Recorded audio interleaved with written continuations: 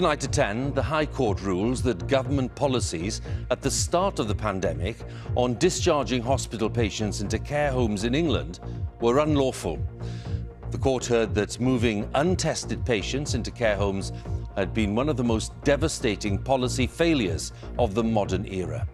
The ruling came after two women whose fathers died in care homes took legal action against Public Health England and the then Health Secretary.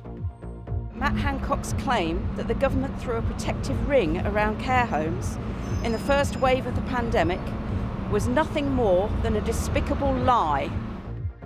We'll be looking at the implications of the ruling for families across the UK. Also tonight, the latest on Russia's invasion of Ukraine. President Putin declares that Russia will respond immediately to any country attempting to interfere in the conflict.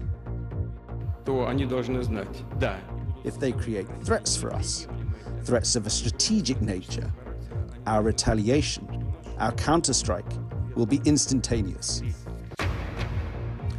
Prince Andrew, the Duke of York, no longer holds the freedom of the City of York, following the recent legal case in the US. We report on a new service here in Wales, allowing pharmacists to prescribe some medicines, taking pressure off the GPs. And in Champions League football, it's been a good night for Liverpool against Villarreal. And coming up in the sport on the BBC News Channel, Ronnie O'Sullivan's through to the semi-finals of the World Snooker Championship as he aims for a record-equalling 7th title.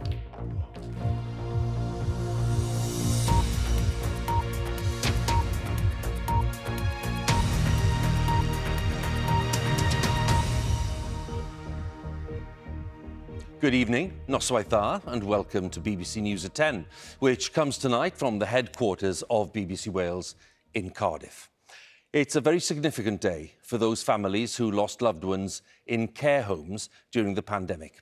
The High Court in London has ruled that government policies on discharging patients from hospitals to care homes at the start of the pandemic were unlawful.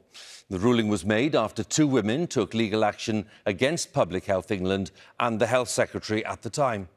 They said that COVID patients were discharged from hospitals back to care homes without testing, causing what was called a shocking death toll.